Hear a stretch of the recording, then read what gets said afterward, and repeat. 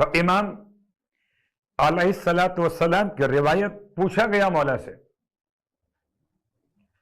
مولا کرم کسے کہتے ہیں؟ فرمائے کرم ہے مانگنے سے پہلے عطا کرنا۔ ہم جو کرتے ہیں کرم نہیں ہوتا، وہ سخاوت ہوتی ہے۔ جو مانگنے کے بعد دے سخاوت، اور جو مانگنے سے پہلے دے وہ کرم ہے۔ مولا شجاعت کے معنی کیا ہے؟ فرمایا اسلام کا تحفظ، اپنے ناموس کا تحفظ، اور مشکل حالات میں صبر کرنے کا نام شجاعت ہے۔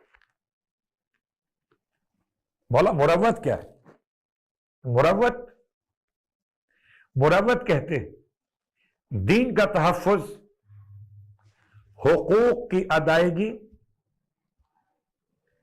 اور بری باتوں سے، نامناسب اور نیچ باتوں سے اپنے آپ کو بچانا۔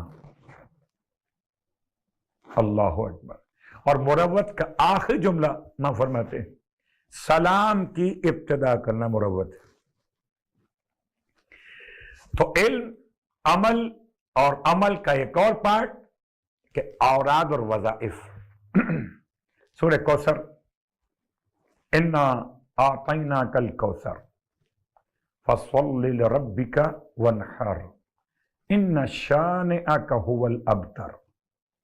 یہ سورہ رات کو سونے سے پہلے ایک بار پڑھ لیجیے، مشکل نہیں ہے، اور مشکل ہو بھی تو اس کا جو فائدہ ہے وہ اس سے بڑا ہے۔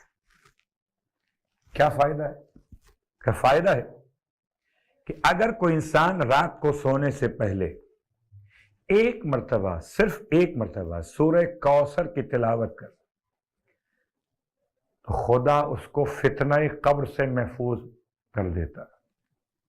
فتنہ قبر پناہ مانگتا ہوں میں اپنے لیے، تمام اپنے اہل و عیال کے لیے، تمام اہل ایمان محبت کرنے والوں کے لیے۔ فتنہ قبر، فتنے کا مطلب کیا ہوا؟ آزمائش، امتحان۔ خدا ہم سب کو نصیب کریں انشاءاللہ عمرہ اور حج کی سعادت، کبھی محروم نہ کرے عمرہ اور حج اور زیارات سے۔ اللہ اکبر۔ سامعین گرامی قدر، اگر کوئی انسان صحیح کرنے کے لیے دعاؤں کی تلاوت کرے صفا پہاڑی پہ کھڑے ہو کر، تو وہاں پر دعاؤں میں جملہ شامل، پروردگار میں تجھ سے فتنہ قبر، عذاب قبر کی پناہ چاہتا ہوں۔ مجھے بھی نہیں معلوم اور آپ کو نہیں معلوم کہ آج کی رات کہاں گزرے گی، نہیں معلوم۔ بڑے بڑے انسان خیال قائم کر لیتا ہے کہ یہ کرنا ہے، وہ کرنا ہے، وہ کرنا، کیا خبر رات کی ابتدا یہاں پر ہو، انتہا قبر میں ہو۔ تو اگر آپ چاہتے ہیں کہ رات نہیں معلوم کہ کہاں گزرے گی اور ہو سکتا ہے قبر میں گزرے، تو دعا مانگے فتنہ قبر سے محفوظ رہنے کی۔ اور فتنہ قبر سے محفوظ رہنے کے لیے سورہ کوثر کی تلاوت ایک مرتبہ سے، چھوٹا سا کام ہے۔ اب فتنے کا صرف ترجمہ کر دوں اپنی خدمت میں اور بات کو آگے بڑھا دوں۔ رات کو سونے سے پہلے ایک بار سورہ کوثر کی تلاوت۔ دیکھیے، رات کو سونے سے پہلے بہت سارے اعمال بیان کیے معصومین نے، ایک عمل نہیں ہے یہ، اور ہر عمل کی اپنی اپنی اہمیت ہے۔ اور جس کو قبر کے عذاب سے بہت ڈر لگتا ہو اس کے لیے لازم ہے کہ پڑھ کے سوئے۔ فتنے کا مطلب ہے علماء کے نزدیک سوال اور جواب منکر و نکیر، منکر نکیر کے سوال، یہ فتنہ ہے، آزمائش، امتحان، خدا کا بڑا احسان کہ اس آزمائش اور فتنے سے پہلے تلقین مستحب رکھی گئی۔ ایک تلقین حالت احتضار میں، ایک تلقین تدفین کے وقت، اور ایک تلقین تدفین کے بعد۔ اور بندہ مومن سے کہا جاتا ہے کہ مت گھبرانا، پریشان مت ہونا، جب تمہارے پاس دو فرشتے آ کر رب کی طرف سے پوچھیں گے، کیا پوچھیں گے؟ من ربک ومن نبیک، رب کون، نبی کون، امام کون، کتاب کون سی، قبلہ کون سا؟ تو گھبرانا مت، جواب دینا، اللہ جل جلالہ ربی محمد صلی اللہ علیہ وآلہ وسلم نبی جی، والاسلام دینی، والقرآن کتابی، والکعبۃ قبلتی۔ لیکن قبلہ میں کیا آپ کو مثال دوں، بہت یاد کیا، رات بھر آپ نے محنت کی، پوری تیاری تھی آپ کے امتحان کی، لیکن جب کمرے امتحان میں پہنچے، کچھ اجنبی ماحول، وحشت آپ کو تھی، کہاں آ گئے؟ کون کون بیٹھا ہوا ہے سامنے؟ ایگزامنر کے سیٹ پر کون بیٹھا ہوا ہے؟ بہت سخت کوئی بیٹھا ہوا ہے۔ آپ ماحول سے نامانوس ہونے کی بنیاد پر ذرا سا نروس ہو گئے، کیا ہوا پھر جو یاد تھا وہ بھول گئے۔ سوال نمبر 1 کا جواب سوال نمبر 2 میں ڈال دیا، 2 کا جواب 3 کے اندر بھول گئے۔ اللہ اکبر، کیا احسان پروردگار کا۔ اس وقت تلقین جبکہ جان نکل رہی ہو، سن لو مرنے والے، سوال جواب ہوں گے۔ اس وقت تلقین جب قبر ابھی بند نہ ہوئی ہو، اور ایسی تلقین کہ دونوں شانے پکڑ کے ہلا ہلا کے سنایا جاتا ہے، سن، خالی سن نہیں، سمجھ۔ اب تو کمرے امتحان میں آ گئے نا، اب تو، لیکن کمرے امتحان تو ہے، مگر ابھی منکر نکیر آئے نہیں ہیں، ابھی تو ہم اور آپ بیٹھے ہیں مگر۔ تلقین مرنے والے کے لیے اس کی کیا اہمیت ہے؟ اس کے بعد سارے سوالات کے جوابات آپ کو سنا دیے گئے، اور عجیب بات یہ ہے برادران کہ جیسے ہی ہم نے دیکھا مرنے والے کے ساتھ عربی میں تلقین، ارے اس کو عربی نہیں آتی، یہ سوائے نماز کے اور کوئی عربی سمجھتا ہی نہ تھا، اسے تو قرآن پڑھنا بھی نہیں آتا تھا، اس سے عربی میں تلقین کیوں کرا رہے ہیں؟ یہ تو انگریزی بولتا ہے، مثلا یہ اردو بولتا ہے، یہ گجراتی بولتا ہے۔ کیا ایسی بات ہے کہ تلقین عربی زبان میں ہے؟ میں آپ کو یاد دلاؤں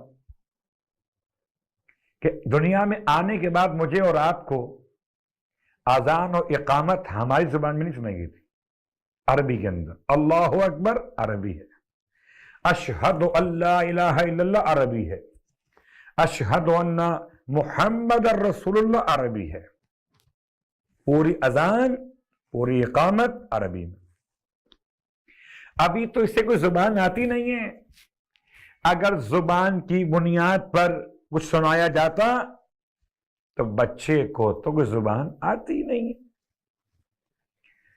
ابھی میں نے کل کی مجلس میں آپ کے سامنے خولہ حنفیہ کا واقعہ پیش کیا تھا نا، کہ پیدا ہونے کے بعد عربی بول رہی تھی، جبکہ ابھی عربی سنی نہیں ہے، ابھی عربی سیکھی نہیں ہے، مگر پیدا ہونے کے بعد عربی بولنا بتا رہا۔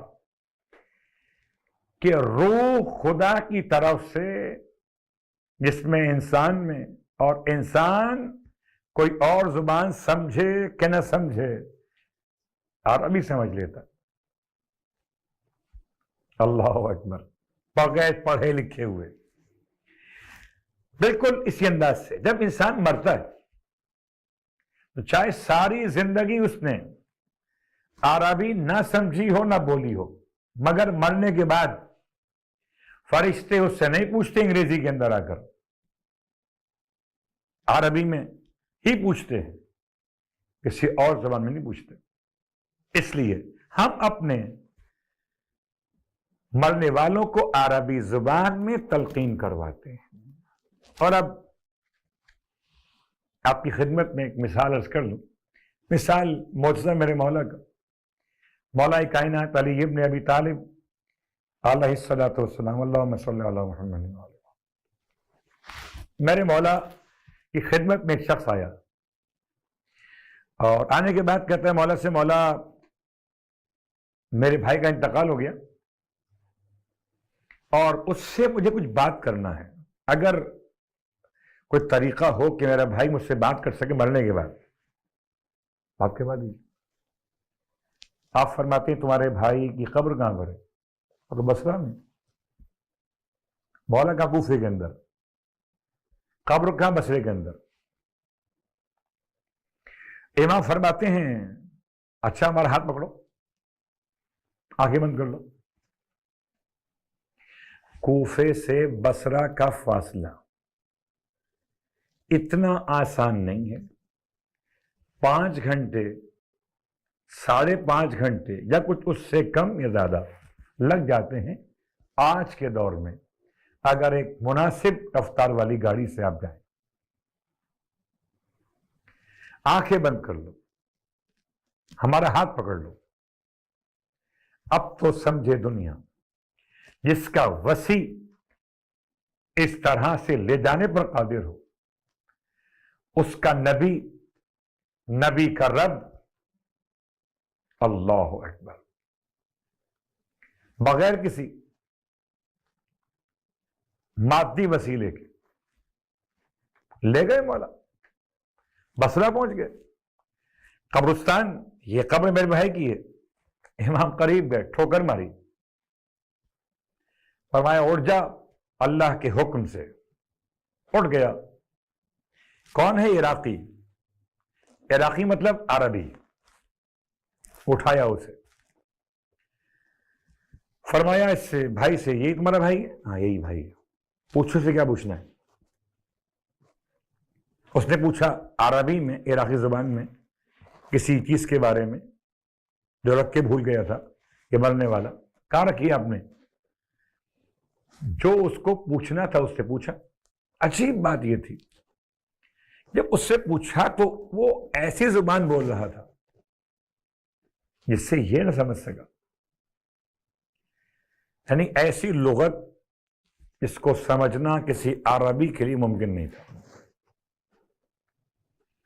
سمجھ لیجئے کچھ زبانیں ہیں جو اجنبی ہیں میرے اور آپ کے لیے. یا کوئی پتھر ڈبے میں ڈال کے ہلائے تو کوئی ساؤنڈ تو بنے گا نا. ایسے بول رہا تھا. اس نے کہا مولا کے ساتھ جو آیا تھا، مولا یہ تو پتہ نہیں کیا بول رہا ہے، سمجھ میں نہیں آ رہا کیا بول رہا ہے. یہ تو عربی بول رہا اچھی خاصی، کیا ہو گیا اس کو؟ ارشاد فرمایا جو ہماری ولایت کا منکر ہے مرنے کے بعد اس کی زبان خراب ہو جاتی ہے. عربی بولنے والا ایسی زبان بول رہا جو سمجھ میں نہ آئے تو خدا کا احسان مانیے گا. فتنہ قبر ہے، سورہ کوثر ہے، رات کا وقت ہو سونے سے پہلے پڑھ لیجئے گا کہ انسان تلقین کرا تو دے کسی مومن کو. آیا اس مومن کی زبان عربی رہے گی؟ جب فرشتے پوچھیں گے. اور اب تلقین پر ہم نے یہاں تک بات مکمل کی. ایک روایت اور سن لیجئے، بات کو آگے بڑھائیں. روایت کیا ہے؟ امام فرماتے ہیں کہ جب کوئی تلقین کسی مومن کو کی جاتی ہے قبر کے اندر اتارنے کے بعد تو منکر نکیر سن لیتے ہیں اور منکر نکیر سے کہتے ہیں کہ چلیں اب تو اسے سب کچھ پڑھا دیا گیا، اب اس سے کیا پوچھیں۔ اللہ اکبر۔ میں تو سمجھتا ہوں کہ ایک کمرے کا ماحول، کمرہ امتحان، اور کمرہ امتحان میں انسان ذرا نروس ہو جاتا ہے۔ اب ایسے میں اگر کوئی اس کا اپنا وہاں پر آ جائے نا، اگر میرے کمرہ امتحان میں میرے والد میرے پاس آ کے کھڑے ہو جائیں اور کہیں بیٹا گھبراؤ نہیں، پڑھو، جواب دو ان کو، ہم کھڑے، اللہ اکبر، سارا خوف دور ہو جائے گا۔ قربان جائیں مولا کی محبت کے۔ جب روایتوں نے مجھے اور آپ کو بتایا اللہ کے حبیب کا فرمان کہ حب اہل بیتی نافع فی سبعۃ مواطن، میرے اہل بیت کی محبت 7 مقامات میں فائدہ پہنچائے گی، ان میں سے دوسرا مقام فی القبر، روایت مولا کائنات کی آمد قبر کے اندر۔ اللہ اکبر۔ امام فرماتے ہیں نا حارث سے حمدانی سے کہ تم ضرور مجھے 3 مقامات پر دیکھو گے۔ بعض روایات کے لحاظ سے بس بات مکمل کرتے ہوئے کہ جب میرے سرہانے میرا مولا آ جائے گا تو خوف ختم ہو جائے گا، نروس نہ رہیں گے، پھر جو سوال فرشتے پوچھیں گے مولا کے سامنے جواب دیں گے، اور یا شاید شاعر اب یہ کہہ دے کہ قبر منکر پر منکر نکیر آتے ہیں اور قبر مومن پہ والد شبیر آتے ہیں، نہ کرو سوال مجھ سے مرقت کا، ہٹو ہٹو کہ جناب امیر آتے ہیں۔ اللہم صلی علی محمد و آل محمد وعجل فرجہ۔